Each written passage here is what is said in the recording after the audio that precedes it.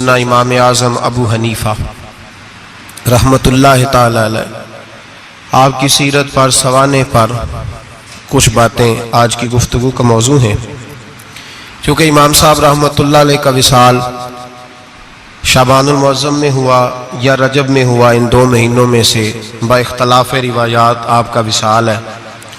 امت مسلمہ کو فقہ کا بہت بڑا ذخیرہ دینے میں اور لوگوں کو مسائل شریعہ سے آگاہ کرنے میں جس شخص نے سب سے زیادہ کردار ادا کیا وہ امام اعظم ابو حنیفہ کی ذات ہے۔ امام صاحب ایک تابعی بزرگ ہے، تابعی اس کو کہتے ہیں جو صحابہ کے شاگرد ہوتے ہیں۔ امام صاحب نے بہت سارے صحابہ کی زیارت کی، ان کی خدمت میں رہے، ان سے دین سیکھا اور پھر امت مسلمہ کو دین کے اصول بنا کر عطا فرمائے۔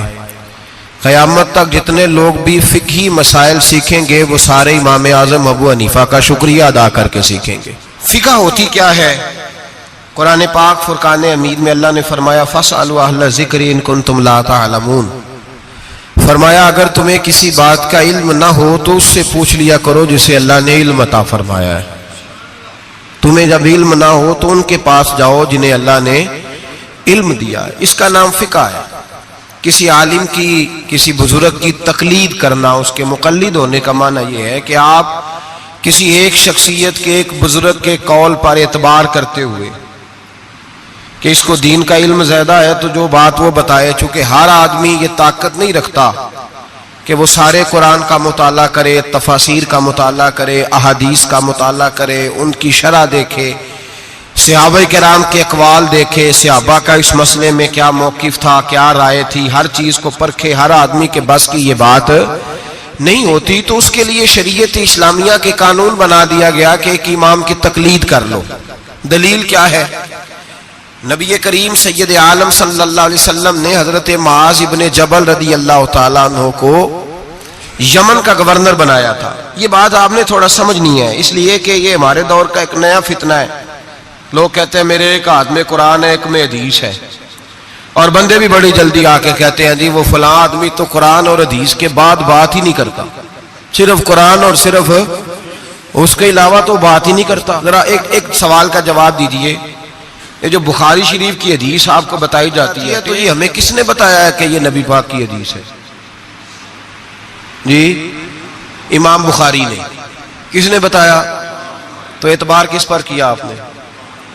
جی یا تو کوئی بندہ کہے نا جی مجھے ڈائریکٹ نبی پاک نے بتایا ہے، پھر تو سمجھ میں آئی قرآن۔ اور تو جب تو امام بخاری پر اعتبار کر رہا ہے، وہ کہہ رہے ہیں یہ نبی پاک کی حدیث ہے، تو مان رہا ہے، تو پھر اعتبار کس پہ ہوا؟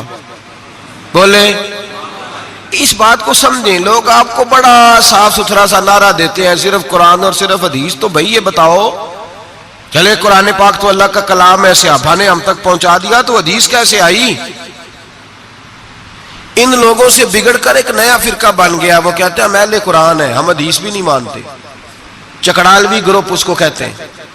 وہ لاہور میں بھی کچھ طبقہ اس کا پایا جاتا ہے، وہ بگڑ گئے ہیں، وہ کہتے ہیں صرف قرآن پاک، حدیث تو اماموں نے بنائی ہے، اماموں نے لکھی ہے، ہم نہیں مانتے۔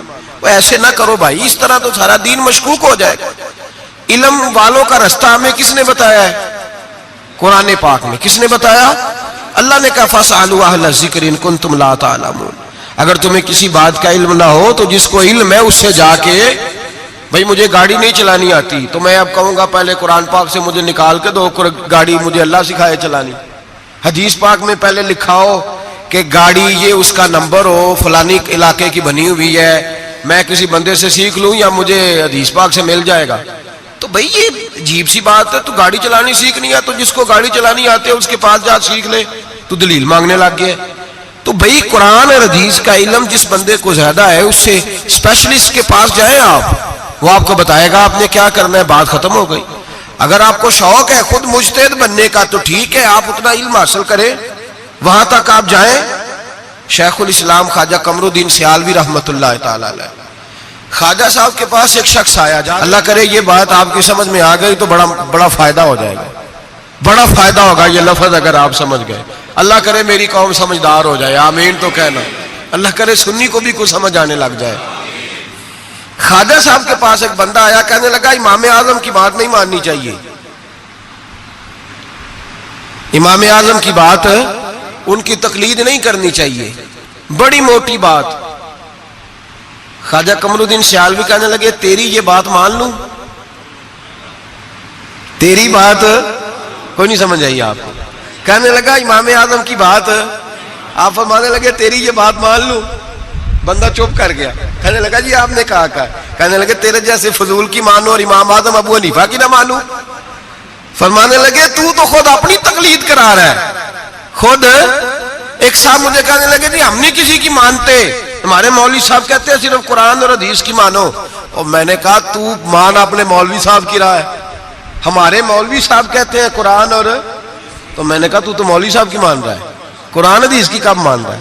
چھوڑ سارے کام، چل مدرسے داخل ہو، پہلے اصول سیکھ دین کے، پھر پورا دین پڑھ، اور پھر مجھے آ کے بتانا پورے دین میں سے کہ میں نے سیکھ لیا ہے، پھر میں مان لوں گا، ورنہ تو مولوی صاحب کی مان رہا ہے۔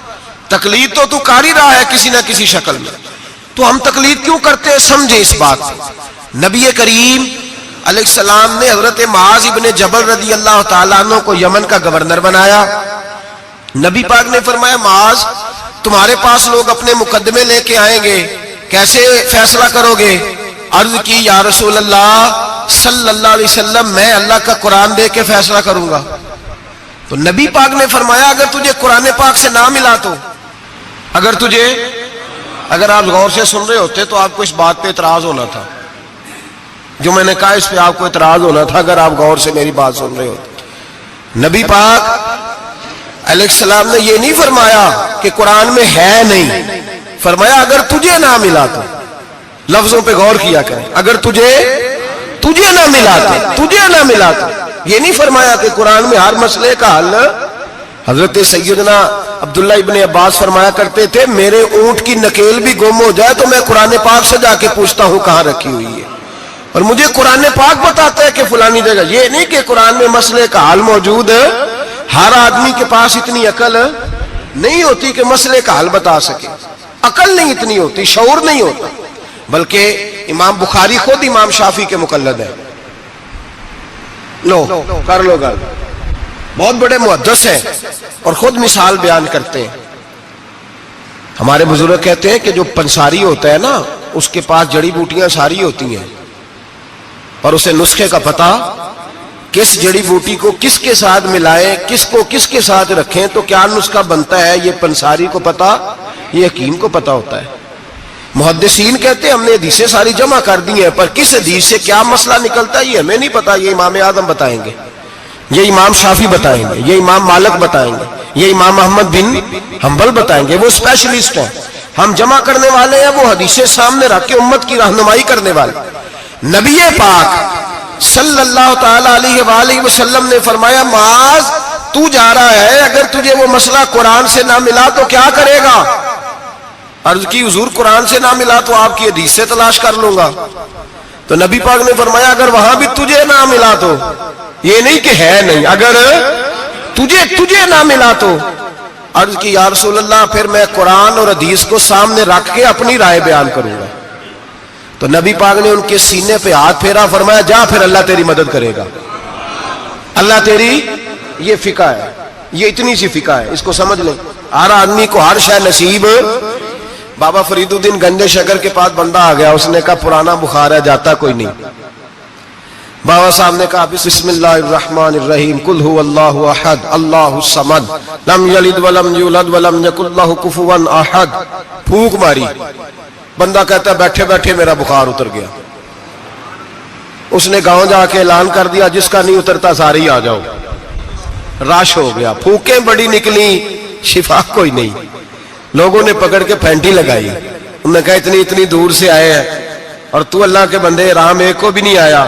وہ بابا صاحب کے پاس آ گیا، کہنے لگا سورت اخلاص دو ہیں کہ ایک ہی ہے؟ بابا صاحب کہنے لگے بیٹے ایک ہی ہے۔ کہا حضرت جی آپ پھونک مارے تو بیٹھے بیٹھے بخار اتر جائے، میں نے 100 دفعہ پڑھی ہے، 100 پھونکیں ماری ہے، ایک کا بھی نہیں نکلا، آپ کوئی اور والی پڑھتے؟ آپ فرمانے لگے سورت اخلاص ایک ہی ہے، پر منہ بھی تو فرید الدین کا چاہیے نا، منہ بھی تو۔ فرمایا مجھے اللہ تبارک و تعالیٰ نے توفیق دی ہے، میں نے کبھی غیبت نہیں کی، میں نے کبھی جھوٹ نہیں بولا، میں نے کبھی حرام نہیں کھایا، میں نے کبھی اپنی زبان سے کسی کا دل نہیں دکھایا.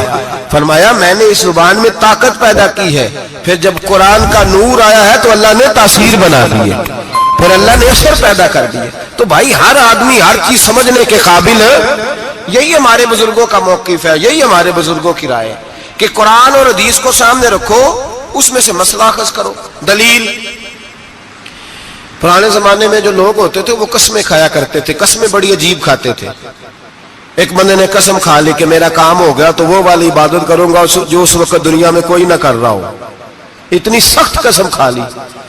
اب وہ کام ہو گیا تو کیا کرے؟ اگر نماز پڑھے تو لوگ پڑھ رہے ہیں ساری دنیا میں نمازیں, اذان پڑھے تو پتہ نہیں کہاں کہاں اذان ہو رہی.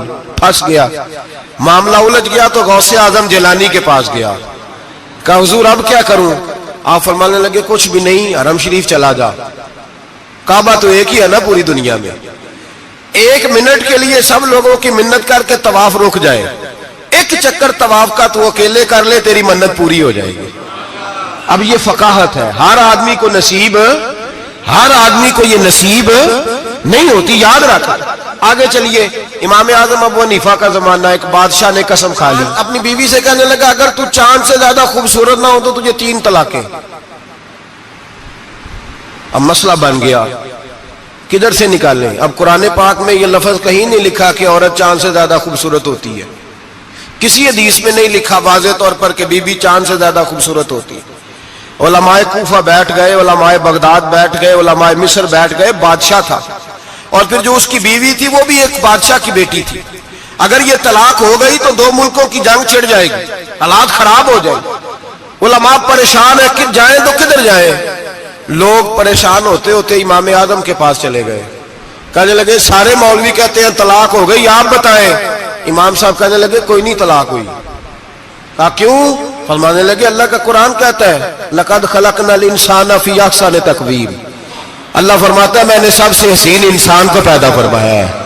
تو جب سب سے حسین انسان ہے تو چاند سے بھی زیادہ انسان ہی حسین ہے. فرمایا لہذا اس کی بیوی کو طلاق.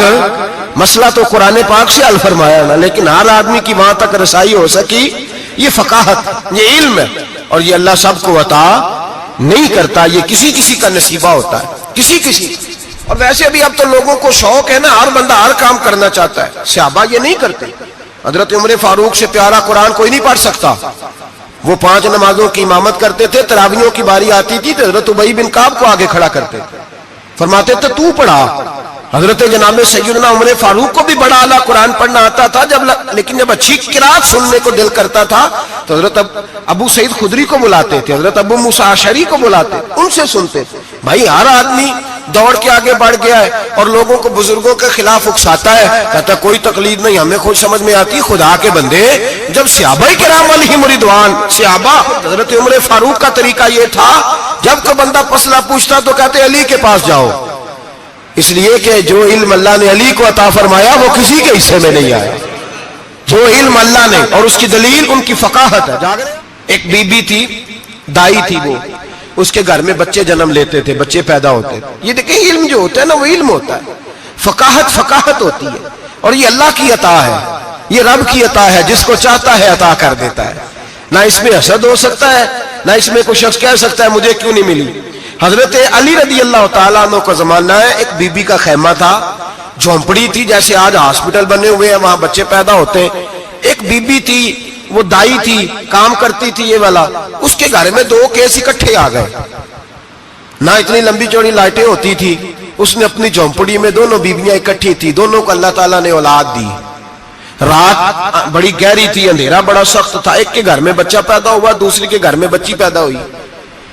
اب جب صبح کا اجالا نکلا تو جھگڑا شروع ہو گیا. دونوں بیویاں مطالبہ کرتی ہیں بیٹا میرا ہے, بیٹا میرا ہے. اب وہ دائی بھی نہیں بتا سکتی, اندھیرا بڑا سخت تھا, بوڑھی عورت تھی, سمجھ نہیں آتی کیا کروں. تلواروں تک بات چلی گئی. لوگوں نے کہا کیوں لڑتے ہو جب مولا علی شیر خدا جو موجود ہے. انا مدینہ تو علم و علی بابوہا, نبی پاک نے فرمایا میں علم کا شہر ہوں, علی اس کا دروازہ ہے. فرمایا جب اتنا بڑا شخص موجود ہے تو ضرورت ہی نہیں. لوگ پریشان ہو کے گئے, جا کے کہنے لگے حضور ایک مسئلہ آ گیا, ذرا سوچ کر غور کر کے بتائیے. اندھیرے میں بچہ پیدا ہوا, ایک بی بی کے ہاں بیٹا, ایک کے ہاں بیٹی, اب دونوں بیٹی کی طلبگار ہے, فیصلہ کیسے کریں. تو حضرت علی نے کہا بڑے تم پریشان آئے تھے, یہ بھی کوئی بات ہے. दोनों बीवियों का थोड़ा थोड़ा दूध निकाल के तोलो, जिसका दूध वजनी बेटा उसी का है। कहा हजरत जी ये मसला आपने कैसे निकाला? फरमाने लगे कुरान पाक से निकाला है। कहा क्यों? फरमाने लगे अल्लाह कुरान में कहता है मैंने बेटे के 2 हिस्से रखे हुए हैं और बेटी का 1 हिस्सा रखा हुआ है। तो जब अल्लाह किसी के घर में बेटा देता है तो दूध भी वजनी होता है, इसलिए कि डबल वजन का होता है। उन्होंने दूध निकाल के तोला, मिकदार 1 जितनी, मिकदार 1 जितनी, उसका आधा किलो दूध, इसका 1 किलो, वजन किया तो पूरा हो गया।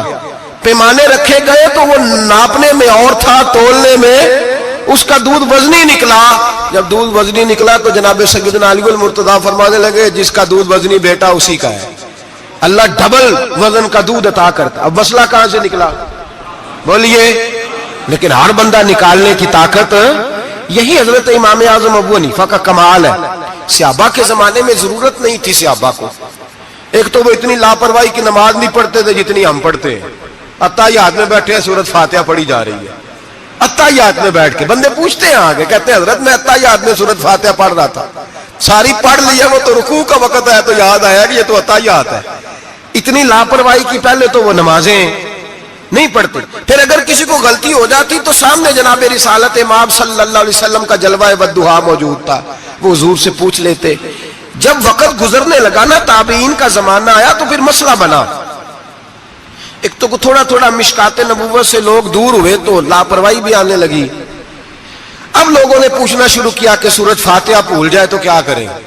रुकू में बंदा चला गया तो रुकू तो कर लिया, लेकिन सुभान रब्बियल अज़ीम नहीं याद रहा तो क्या करें? सजदे में गया सुभान रब्बियल आला नहीं पढ़ा तो क्या करें? अब मसाइल बने, अब जरूरत हुई। इमाम आजम ने उसूल फिक़ह मुरत्तब की, हमें बताया कि नमाज में फर्ज क्या है, नमाज में वाजिब क्या है, नमाज में क्या शय जरूरी है और क्या शय जरूरी नहीं है। वो भी उन्होंने हदीसें सामने रखी कि नबी पाक ने किस किस बात की कितनी ताकीद की, किस किस बात की ज्यादा ताकीद नहीं फरमाई। फिर उन्होंने मसला बताया कि क़याम करना फर्ज है, रुकू करना फर्ज है, लेकिन रुकू में सुभान रब्बियल अज़ीम कहना सुन्नत है। अगर किसी की रह भी जाएगी तो उसकी नमाज हो जाएगी।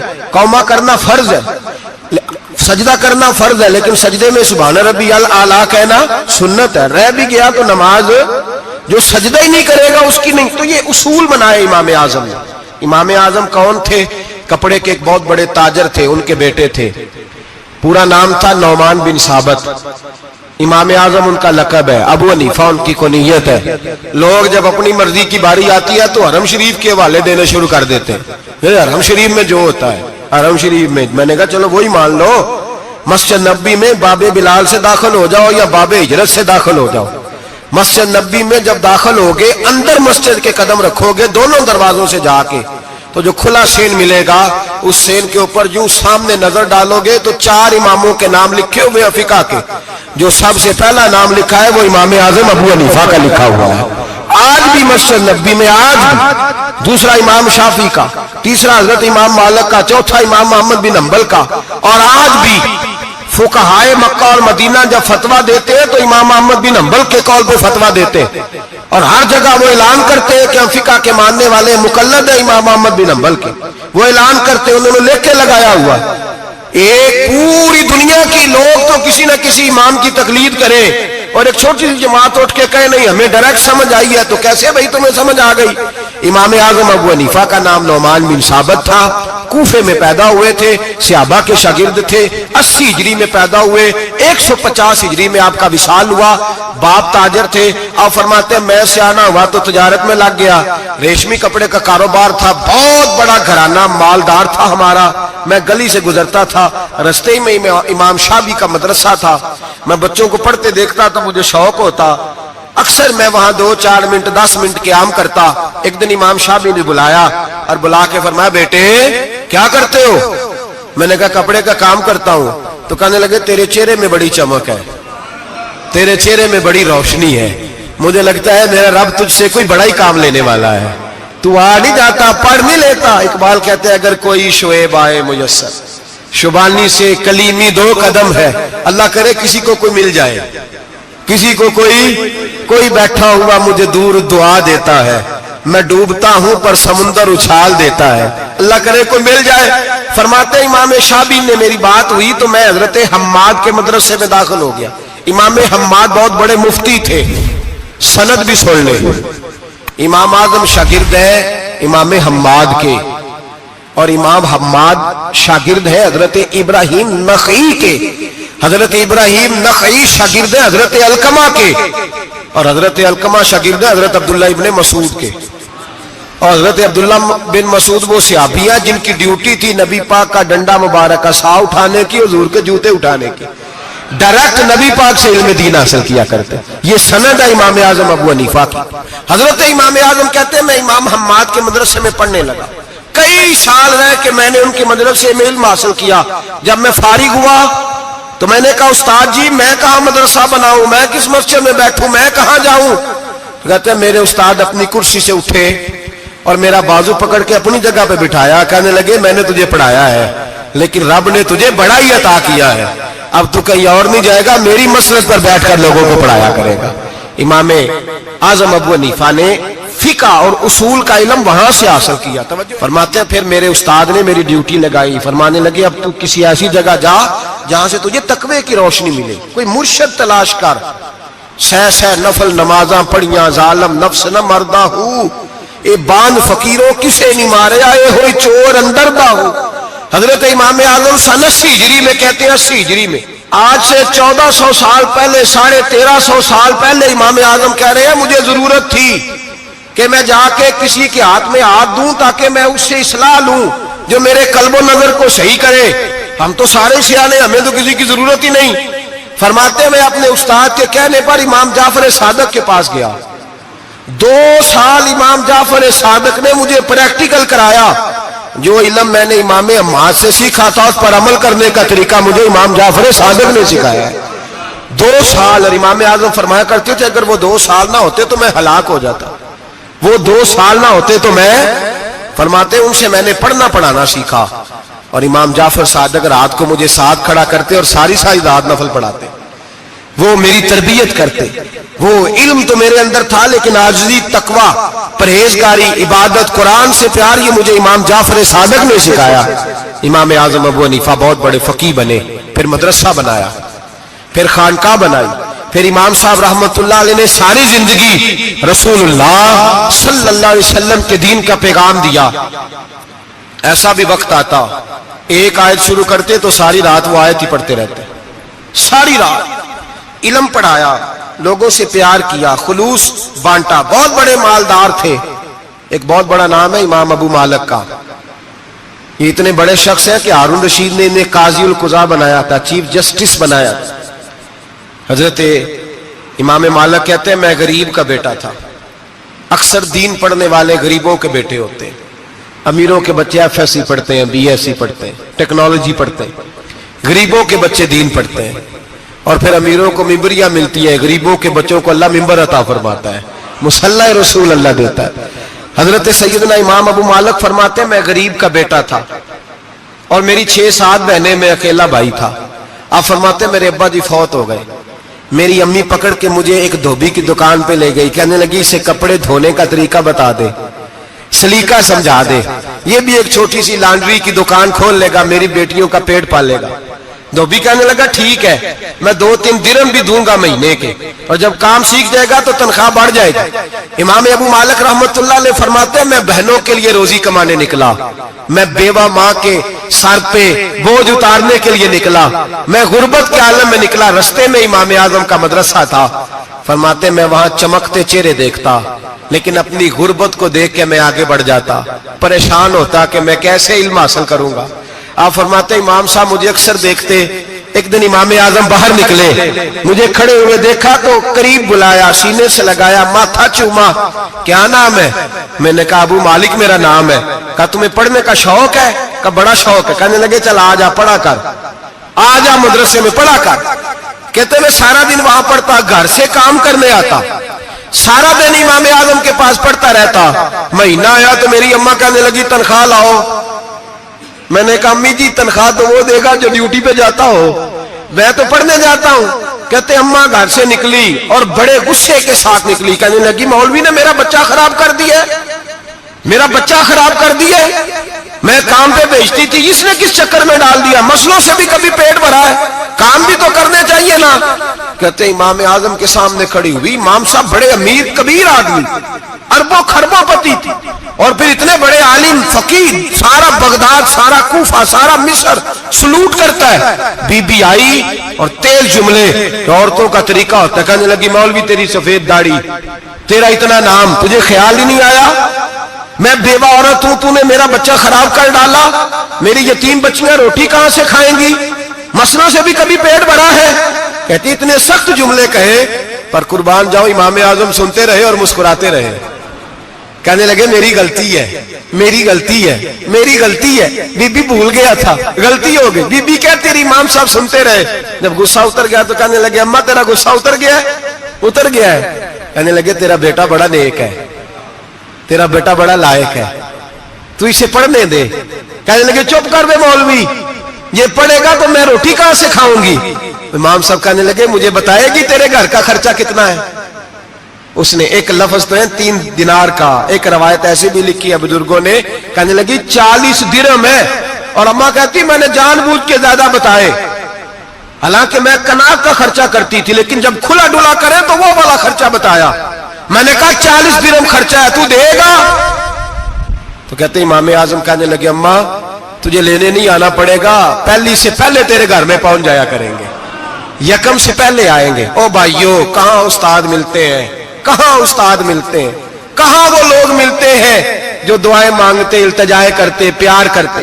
گزر گیا وہ دور، اب تو سوٹ لینے کا دور ہے، مٹھائیاں لینے کا دور ہے، ہاتھ ڈلوانے کا دور آیا ہے۔ اب کون پوچھتا ہے؟ اب تو پوچھتے ہیں تو میرے لیے کیا لایا ہے؟ حضرت سیدنا امام اعظم ابو حنیفہ رحمت اللہ علیہ 1 دن نہیں، 2 دن نہیں، 4 دن نہیں، 5 مہینے نہیں، 20 سال تک، کہنا آسان، بولنا آسان، سننا آسان، 20 سال تک امام ابو مالک کے گھر میں خرچہ دیتے رہے، وہ پڑھتے رہے۔ اماں کہنے لگی تو میرے بیٹے کو لگا تو لیا ہے، تو پڑھ کے بنے گا کیا؟ حضرت امام اعظم فرمانے لگے بادشاہوں کے تخت پر بیٹھ کر بادشاہوں کے ساتھ کھانے کھایا کرے گا، ان کے ساتھ بیٹھ کے حلوہ کھائے گا، وقت آئے گا تو دیکھے گی۔ کہتے ہیں میرے امام انتقال کر گئے، وقت بیت گیا، ہارون رشید نے مجھے بلایا بغداد میں اور کہا میں آپ کو چیف جسٹس بنانے لگا ہوں۔ کہتے ہیں میں خوشی سے سجدے کرنے لگا، میں چیف جسٹس بنا۔ میں نے اپنی اماں کو خط لکھا کہ اماں بغداد آ جا، تیرے بیٹے کو اللہ نے بڑی شان عطا کر دی ہے۔ فرماتے ہیں ہارون رشید کی بیوی بڑی اولیاء کی، علماء کی بڑی فرما بردار تھی، محبت کرنے والی تھی، اس نے حلوہ بنا کے بھیجا، کھانا بنا کے بھیجا۔ ہارون رشید تخت پہ بیٹھ کے کھانے لگا تو کہنے لگا امام صاحب آپ بھی یہیں آ جائیں میرے ساتھ۔ کہتے ایک کونے میں وہ بیٹھ گیا، ایک میں بیٹھ گیا، بیچ میں کھانا رکھ لیا۔ اتنی دیر میں میری اماں بھی پہنچ گئی، 2 لقمے کھائے تھے کہ اماں آ گئی۔ جب اماں نے مجھے تخت پہ بیٹھے دیکھا، ایک یتیم، ایک لاوارث، ایک بن باپ کا بچہ، وہ کل تک جو بہنوں کے لیے 4 دینار نہیں لا سکتا تھا، تخت پہ بیٹھ کے جب روٹی کھاتے دیکھا تو اماں تڑپ گئی، روئی، چیخیں ماری۔ میں نے کہا اماں کیا ہوا؟ کہنے لگی بیٹا مجھے تیرا استاد یاد آ گیا ہے، اس نے کئی سال پہلے کہا تھا اسے دین کا علم پڑھنے دے، اسے فقیہ بننے دے، یہ بہت آگے جائے گا۔ دیکھ آج اللہ نے تجھے کتنی شان عطا کی ہے۔ کہا بیٹا یہ کمال تیرا نہیں، یہ امام اعظم ابو حنیفہ کا کمال ہے، یہ ان کا کمال ہے جنہوں نے تمہیں یہاں تک پہنچایا۔ میرے بھائی اپنی پوری زندگی حضرت امام اعظم ابو حنیفہ نے۔ آج تو اساتذہ کرام، اساتذہ مجھ سے ایک ٹیچر کہنے لگے حضرت جی دل نہیں لگتا، بے سکونی سی ہے، کچھ بتلائیں۔ تو میں نے کہا کلاس میں کوئی یتیم بچہ ڈھونڈ لیں، کوئی لاوارث بچہ ڈھونڈیں، اس کی وردی اپنے ذمے لے لیں، کتابیں اپنے ذمے لے لیں، اس کا خرچہ اپنے ذمے لے لیں، روز جیب میں ٹافیاں ڈال کے جایا کرے کہ غریب کو دینی ہے۔ فرمایا 2 مہینے یہ والا وظیفہ بھی پڑھ کے دیکھیں، اللہ آپ کو سکون عطا کرے گا۔ یہ بھی کہنے لگے بڑی ٹھنڈک ہوئی ہے، بڑا سکون ملا ہے، بڑی تابعداری۔ میں نے کہا آپ لفظوں سے سکون چاہتے ہیں، وہ لوگ خدمت کر کے سکون لیتے۔ کوفے کا ایک امیر آدمی تھا، پھر غریب ہو گیا۔ غریب، غربت بڑی پریشانی ہے، بڑی پریشانی، بڑی آزمائش۔ غریب بیوقوف اس لیے ہوتا ہے کہ اس کی جیب میں پیسے نہیں ہوتے۔ غریب مجبور اس لیے ہوتا ہے کہ اس کے پاس ہوتا کچھ نہیں نا، تو ساری آزمائشیں اکٹھی آ جاتی۔ غریب آدمی تھا، محنت مزدوری کرتا لیکن پوری نہ ہوتی. وہ کہتا ایک دن گلی میں ککڑی بیچنے والا آیا. تو میری ایک بیٹی تھی چھوٹی سی, باقی بچے بڑے تھے. چھوٹی ضد کرنے لگی, کہنے لگی ککڑی کھانی ہے. ککڑی. کہتے میں پریشان ہو گیا, دل ٹوٹ گیا. بیٹی نے سوال کیا ہے. فرماتے میں نے سوچا کس کے پاس جاؤں, کسی اور کے پاس مجھے سمجھ نہ آیا, میں سیدھا امام اعظم کے پاس چلا گیا. یہ شخص ہے جو مجھے دے گا بھی اور میرا پردہ بھی رکھے گا. مجھے دے گا بھی اور میرا, بولیے, میرا یہ پردہ بھی رکھے گا. یہ رسوا نہیں کرے گا, یہ فوٹو نہیں کھچائے گا. یہ فوٹو کھچا کے پہلے دن فیس بک پہ نہیں لگائے گا کہ میں غریبوں میں تھیلے بانٹ رہا ہوں. یہ اسی وقت اخبار والوں کو نہیں بلائے گا ایک تھیلا اور 6 اخباروں میں تصویریں. یہ اس طرح نہیں خیرات دے. حضرت امام اعظم کے پاس گیا تو فرماتے رش بہت زیادہ تھا, میں امام صاحب سے بات ہی نہ کر سکا. واپس آ گیا, امام صاحب نے بندہ بھیجا, فرمایا پتہ کر یہ بندہ کسی ضرورت کے لیے آیا تھا, رش کی وجہ سے بات نہیں کر پایا. کہتے واپس میرے پیچھے بندہ بھیجا, وہ میرے گھر تک آیا. گھر آ کے اس کو حالات کا پتہ چل گیا, واپس گیا. کہتے ہیں 3 تھیلیاں اشرفیوں کی بھر کے امام اعظم لائے اور خود آئے اور رات کے اندھیرے میں آئے اور مجھے تھیلیاں دے کے نا تو میرے آگے ہاتھ باندھ دیے. میں نے کہا حضور ہاتھ کیوں باندھتے ہیں؟ آپ فرمانے لگے یار دکھ اس بات کا ہے کہ تو میرا پڑوسی تھا اور تیری غربت کا مجھے پتہ ہی نہیں چلا. تو میرے علاقے کا تھا اور میں نے سوچا ہی نہیں, میرا اپنا تھا, مجھے خیال ہی نہیں آیا. فرمایا معاف کر دے, میری شکایت نہ کرنا کہ یہ میری طرف توجہ نہیں کرتا. علم بھی تھا, عمل کا نور بھی تھا, تقوی کا حسن بھی تھا, غریب کی مدد کا جذبہ بھی تھا. آج لوگوں پر مال کا فتنہ سوار ہوتا ہے, سب پر نہیں لیکن زیادہ لوگوں پر. جیسے جیسے مال آتا جاتا ہے ویسے ویسے عقل بھی آتی جاتی ہے, ویسے ویسے سیانے بھی ہوتے جاتے ہیں. کہتے ہیں وہ بھی کمائے وہ بھی کرے, میں تو ٹیکنیکلی بڑا ہوں, میں عقل مندی میں بڑی. نہ بہن کی فکر رہتی ہے, نہ بھانجوں کی فکر رہتی ہے, نہ رشتہ دار کی فکر رہتی ہے, نہ دائیں بائیں کچھ دیکھتے ہیں. لوگ جیسے جیسے پاورفل ہوتے جاتے, ہٹتے جاتے, کٹتے جاتے, امیروں سے گرانے لگتے جاتے, آگے کی طرف دیکھتے جاتے. امام اعظم ابو حنیفہ رحمت اللہ علیہ نے ساری زندگی پیار کیا, محبت بانٹی, علم, فقاہت, تقوی, روشنی. آج لوگوں کو علم ہوتا ہے پر علم کا نور نہیں ہوتا.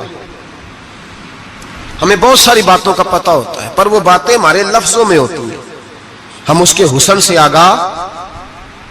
اور اگر میں یہ کہہ دوں کہ ہمیں ان باتوں پر یقین کامل نہیں ہوتا, کہہ رہے ہوتے ہیں, ہم سمجھتے بڑی باتیں کرتے لیکن ان باتوں کے پیچھے جو عمل کا جذبہ ہے وہ پھیکا ہوتا. امام اعظم ابو حنیفہ رحمت اللہ تعالی علیہ جتنے بڑے عالم تھے اتنا ہی بڑا خوف تھا اللہ کا دل میں, اتنا ہی بڑا خوف تھا. ایک آدمی کہتا ہے میں نے امام صاحب سے مسئلہ پوچھنا تھا, میں نے عشاء کی نماز امام صاحب کے پیچھے پڑھی. کتنی لوگ باتیں سنتے ہیں, اس کا اثر کتنا لیتے ہیں, لیکن امام صاحب رحمت اللہ علیہ کا طریقہ کیا تھا؟ کہتے میں نے امام صاحب کے ساتھ نماز پڑھی مسجد میں تو قاری صاحب نے قرآن پڑھا, اذا زلزلت الارض زلزالہا واخرجت الارض اثقالہا. فرماتے ہیں آخری 2 آیتیں پڑھی, فمن یعمل مثقال ذرۃ خیرا یرہ ومن یعمل مثقال ذرۃ شرا یرہ. اللہ فرماتے ہیں میں قیامت کے دن تیرے ذرے ذرے کا حساب کروں گا. ذرہ برابر نیکی ہوئی تو تیرے سامنے آئی, ذرہ برابر گناہ ہوا تو تیرے کس کے برابر؟ جی وہ کتنا ہوتا ہے؟ ریت کا 1 ذرہ, اس کے برابر بھی گناہ ہوا تو تیرے سامنے. یہ اللہ کہہ دیا ہے تو ایسا انشاءاللہ ہو کے رہے گا. اللہ ایک دفعہ دکھائے گا. دعا فرمائے اللہ ہمیں معافی عطا فرمائے, اللہ ہم سے درگزر فرمائے, اللہ ہمیں بخشے ہوئے میں شامل فرمائے.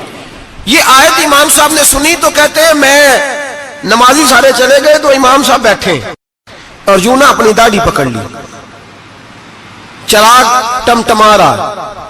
کہتے ہیں داڑھی پکڑ لی اور امام صاحب بیٹھے ہیں. میں نے کہا کہ کسی محویت کے عالم میں ہے, سوچ میں, چلے میں تھوڑی دیر میں آتا ہوں. کہتے ہیں میں 2 گھنٹے کے بعد آیا تو امام صاحب ایسے بیٹھے ہیں داڑھی پکڑی ہوئی. میں نے کہا ٹھہر کے آتا ہوں. میں پھر 1-1.5 گھنٹے کے بعد گیا تو ویسے ہی بیٹھے. کہتے ہیں تہجد کا وقت ہو گیا, میں مسجد میں گیا تو چراغ ٹمٹمانے لگا, ختم ہونے کے قریب آ گئے. امام صاحب بیٹھے ہیں. اب میں نے دیکھا کہ آنکھیں آنسوؤں سے بھری ہوئی ہیں اور اپنی داڑھی پکڑ کے کھینچ رہے ہیں اور کہتے ہیں یا اللہ تو اگر ذرے ذرے کا حساب لے گا تو ابو حنیفہ تو الجھ جائے گا. اے اللہ تو ذرے ذرے کے بارے میں پوچھے گا تو میں تو نہیں جواب دے سکتا. خدا بندہ اس طرح کر, میرے ان سفید بالوں پہ رحم کھا.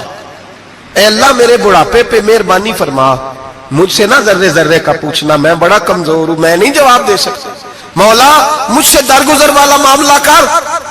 کہتے تڑپ رہے امام صاحب، فجر کی اذان ہوئی تو امام صاحب نے دائیں بائیں دیکھا، میں پیچھے کھڑا تھا، میں نے کہا حضور ساری رات ہی گزر گئی، آپ ایک آیت سن کے پریشان رہے، اور میں روزانہ بیسیوں تقریریں سنتا ہوں، درجنوں حدیثیں سنتا ہوں، مجھے تو اثر نہیں ہوتا۔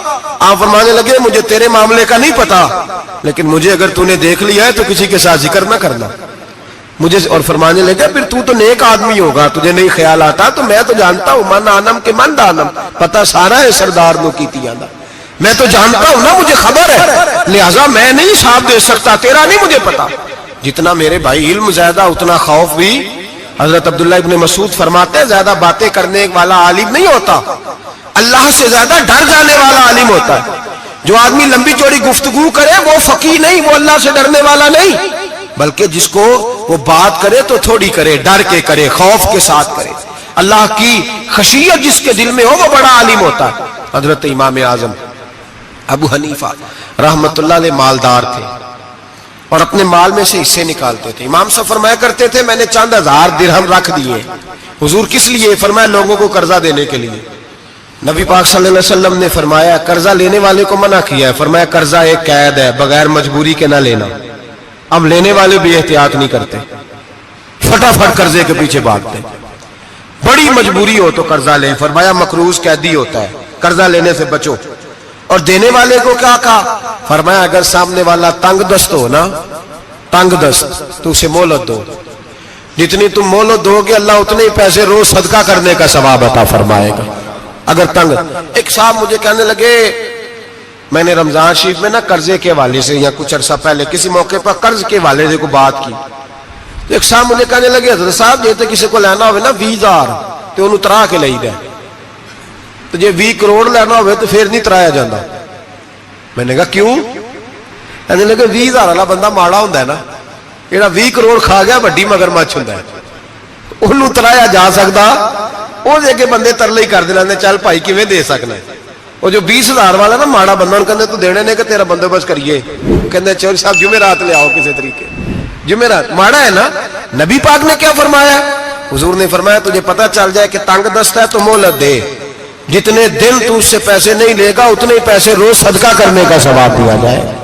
اب لوگ جو تگڑی موٹے مگرمچھ ہیں ان کو مہلت دیتے ہیں، وہ کہتے ہیں جا جتھو لب دے نہیں لے، پھر کہتے ہیں نہیں آپ بتائیں آپ کیسے دے سکتے۔ اور ماڑا بندہ انہیں 2,000 دینا ہے دکان کا، اس کو دکاندار کہتا ہے کل سائیکل لے کے تب گزرنا میرے آگے سے اگر پیسے دینے ہیں تو میں نے سائیکل رکھ لینا۔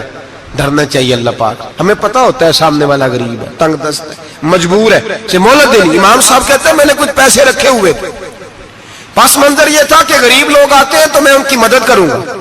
امام اعظم ابو حنیفہ نے ایک بندے سے پیسے لینے تھے اور حال یہ تھا کہ آپ دھوپ میں کھڑے تھے، ساتھ اس بندے کا مکان تھا، لوگوں نے کہا حضرت دیوار کے سائے میں ہو جائے، فرمانے لگے اس سے پیسے لینے ہیں، اگر سائے میں کھڑا ہوا تو سود میں شمار ہو جائے گا، میں اس سے فائدہ نہیں لے سکتا۔ ایک بندے سے قرضہ لینا تھا، وہ آپ کو دیکھ کے گلی اور دوسری گلی میں چلا گیا، رستہ بدل گیا اور چھپ گیا۔ امام صاحب رونے لگے، کہنے لگے اے اللہ میں اتنا برا ہو گیا ہوں کہ تیرے بندے مجھ سے چھپنے لگے، اس کو ڈھونڈ کے لائے، کیوں چھپتا ہے؟ کہا حضور آپ کے پیسے دینے ہیں۔ آپ نے فرمایا جا میں نے اللہ کی رضا کے لیے معاف کیے، آج کے بعد چھپنا نہ، اس لیے میں نہیں چاہتا کہ تجھے کوفت ہو، تو میری طرف دیکھ کے چھپنے لگا ہے، میری طرف دیکھ کے۔ غریب تو بھائی گلیوں میں گھستے پھرتے ہیں کہ کوئی بندہ مل نہ جائے، مقروض آدمی، پتہ اس وقت چلتا ہے جب خودکشی کر گیا، پتہ اس وقت چلتا ہے پھر لوگ آتے ہیں اس کے بچوں کو کہتے ہیں فکر نہ کرنا ہم تیرے ساتھ ہیں، تو اس کے ساتھ ہونا تھا، ان کا سایہ بچ جاتا۔ اب آئے ہو امام اعظم ابو حنیفہ رحمت اللہ تعالیٰ علیہ لوگوں کو سہولت دیتے، آسانی دیتے، پیار کرتے، محبت کرتے۔ ہم لوگوں کا مزاج ایسا نہیں ہے، ہمارے اخلاقیات کے اندر وہ حسن نہیں جو ہمارے بزرگ ہمیں دے کے گئے، اور پھر چھوٹی چھوٹی باتوں میں حقوق العباد کا خیال کرتے، چھوٹی چھوٹی باتوں۔ ہم تو گالی دے کے بھی کہتے ہیں نا چل کیا ہو گیا، گالی دی ہے نا۔ میں نے دیکھا ہے سائیکل والے کی ٹکر اگر پجاروں والے کے ساتھ ہو جائے تو معافی سائیکل والے نے مانگنی ہے، کیونکہ وہ سائیکل پہ بیٹھا ہے نا، اس کی غلطی یہ ہے کہ وہ سائیکل پہ بیٹھا ہے، معافی سائیکل والے نے مانگنی ہے، پجاروں والا نہیں مانگے گا۔ ہو سکتا ہے سائیکل والا اٹھ کے کہے جناب مجھ سے غلطی ہو گئی، مجھے پتہ ہی نہیں تھا کہ آپ تھے، ورنہ میں آپ کے آگے نہ آتا. سائیکل والا مجبور ہے کیونکہ اس کے پاس پجارو نہیں, اور پجارو والا تو شیشہ نہیں نیچے کرتا, کہتا دھوپ آئے گی, گاڑی بڑی مشکل سے ٹھنڈی کی ہے. نیچے اتر کے ملازم کہتا ہے اس کو پوچھو اگر کوئی 200-400 کا نقصان ہوا تو 500 دے دو. مزاج ہے. امام اعظم ابو حنیفہ رحمۃ اللہ علیہ عالم, حقوق العباد کا چھوٹی چھوٹی. آپ کے شاگردوں میں سے کسی کے چہرے پہ شکن آتا تو 20 بار پوچھتے کوئی پریشانی ہے میرے بیٹے کو, کیا ہو گیا. ساری زندگی سایہ دار شجر کی طرح گزاری, ساری زندگی شاگردوں پر مریدوں پر محبت کا سائبان رہا, ٹھنڈی چھاؤں رہی امام صاحب کی. امام اعظم ابو حنیفہ رحمۃ اللہ تعالی علیہ گلی سے گزر رہے تھے, لکڑی کے جوتے پہنا کرتے تھے, کھڑاؤں. ایک نوجوان بچے کے پیر پہ پیر آ گیا تو کہنے لگا امام اللہ سے ڈر جا. یہ لفظ کہے تو امام صاحب کی چیخ ہی نکل گئی. کئی گھنٹے بے ہوش رہے. لوگوں نے کہا حضور کیا ہوا؟ فرمانے لگے تم نے سنا نہیں, چھوٹے چھوٹے جوان بھی کہتے ہیں کہ ابو حنیفہ اللہ سے نہیں ڈرتا, اللہ کی مخلوق کہتی ہے نہیں ڈرتا. اگر یہ کہہ رہے ہیں تو میرا کیا بنے گا؟ کئی دن روتے گزر گئے. لوگ اس بچے کو لائے, آگے کہنے لگا حضور آپ تو پریشان ہو گئے, میں نے تو محاورتاً کہا تھا, محاورتاً کہا تھا کہ آپ اللہ سے نہیں ڈرتے. فرمانے لگے بیٹے مجھے محاوروں کا نہیں پتا, جب رب کے خوف کا نام آتا ہے تو جملے سیدھے میرے دل سے جا کے ٹکراتے, سیدھے دل سے جا کے ٹکراتے. گلی سے گزر رہے, لکڑی کے جوتے پہنے, کھڑاؤں, بارش ہے, کیچڑ ہے. ایک دیوار کے قریب سے گزرے تو تھوڑا سا کیچڑ اڑ کے نا تو دیوار پہ پڑ گیا. یہاں ٹرالی والا ساری دیوار توڑ جاتا ہے اور کہتا ہے چلو میں نے کون سا جان بوجھ کے کیا ہے. یہاں لوگوں کا گھر توڑ جاتے ہیں, کہتے ہیں چلو بتاؤ کتنا خرچہ آیا تھا. فوری طور پہ لوگ ماننے کو تیار ہی نہیں. امام صاحب کے پیروں سے, یہ باریکی سمجھے, یہ حقوق العباد کا مسئلہ ہے. جو جاننے والے ہوتے تھے ان کا یہ طرز زندگی تھا. کیچڑ اڑا پیروں سے اور ایک آدمی کی دیوار پہ پڑ گیا. امام صاحب کھڑے ہیں, سوچ رہے کروں تو کیا کروں. شاگرد ساتھ ہیں, حضرت جی کیا پریشانی ہے؟ آپ فرمانے لگے میں نے اس کی دیوار گندی کر دی ہے, صاف نہ کروں تو بھی ظلم ہے, اور اگر صاف کروں تو دیوار کچی ہے. جب صاف کروں گا تو کچھ مٹی اتر جائے گی, تو کسی کے گھر کی مٹی اتارنا یہ بھی ظلم ہے. اب میں دو پریشانیوں میں الجھ گیا ہوں, کدھر جاؤں؟ کہا حضرت جی پھر. فرمایا اس کے دروازے پہ دستک دو. دروازے پہ دستک دی تو جو بندہ باہر آیا وہ مجوسی تھا, آگ کی پوجا کرنے والا تھا. امام صاحب کہنے لگے مجھے جانتے ہو؟ کہنے لگے حضور سارا کوفہ جانتا ہے, سارا بغداد جانتا ہے, ساری دنیا جانتی ہے آپ مسلمانوں کے امام ہیں, لوگ جانتے. آپ نے فرمایا یار مجھ سے غلطی ہو گئی ہے. وہ کیا؟ آپ فرمانے لگے میں اپنے انداز میں گزر رہا تھا, بوڑھا آدمی ہوں, خیال نہیں آیا, تھوڑا کیچڑ اڑ کے تیری دیوار پہ لگ گیا ہے. میرے بھائی یہ کوئی فرشتے تھوڑی تھے, یہی زمین پہ بسنے والے لوگ تھے, احتیاط والے لوگ تھے. ہم لوگوں نے پتہ نہیں اپنا مزاج اتنا سخت کیوں بنا لیا ہے. کتنے لوگوں کو لتاڑ کے, کتنی پگڑیاں اچھال کے, کتنے حقوق العباد ضائع کر کے بھی ہم اسی طرح کے مطمئن ہیں. کہاں سے تسلی لاتے ہیں ہم؟ کہاں سے اپنے آپ کو ٹھنڈک دیتے ہیں؟ کیسے اپنے آپ کو ہم سکون دے لیتے ہیں کسی کو تکلیف دے کے؟ کس طرح سکون کی نیند آتی ہے جب کوئی پریشان ہوتا؟ کیوں ہمارا دل پتھر ہو گیا؟ اعلیٰ حضرت فرمایا کرتے تھے جا کسی سے جا کے علاج کرا, تیرے سینے میں جو دل دھڑک رہا ہے وہ سخت ہو گیا, جا کسی سے جا کے اس کی دوائی کھا. تجھے خیال ہی نہیں آتا تڑپتے لوگوں کو دیکھ کر؟ جا کے علاج کرا. اگر ایسے ہی مر گیا تو حالات تیرے حق میں اچھے نہیں ہوں گے. حضرت امام صاحب تڑپ رہے ہیں اور اس شخص کے سامنے آہوزاری کر رہے ہیں جو مجوسی بھی ہے, غریب بھی ہے, کچے گھر میں رہتا ہے. فرمایا یار بتاؤ کیا کروں؟ امام صاحب باتیں کر رہے ہیں تو وہ آدمی حیرت میں کھو گیا. کبھی دیوار دیکھتا, کبھی اپنا آپ دیکھتا, کبھی امام صاحب کو دیکھتا, دائیں بائیں دیکھتا, پسینے آنے لگے. پتہ نہیں کیا سوچوں کا مد و جزر چلنے لگا, کہاں بات گئی, کہاں تک اس کی سوچ گئی, کہاں پلٹ کے آئی. کہنے لگا امام صاحب میں تو چوک میں رہتا ہوں, روزانہ پتہ نہیں کتنی گاڑیاں مٹی برسا جاتی ہیں, کبھی کوئی نہیں آیا, آپ کو کیا ہوا؟ آپ فرمانے لگے مجھے کسی کا نہیں پتا, مجھے تو میں نے جو قرآن حدیث پڑھا ہے مجھے تو ڈر آ رہا ہے, مجھے بتا تو معافی دیتا ہے کہ نہیں, تیری دیوار صاف ہوگی کہ نہیں؟ کہنے لگا حضور دیوار کو چھوڑے, پہلے کلمہ پڑھائے, میرا دل تو صاف کر دے. کہنے لگا اتنا میٹھا دین, اتنا پیارا دین, اتنا خوبصورت دین کہ غریب کی دیوار پر کیچڑ لگ جائے اور آپ کو اتنی تکلیف ہو, میں اس دین سے دور کیوں ہوں؟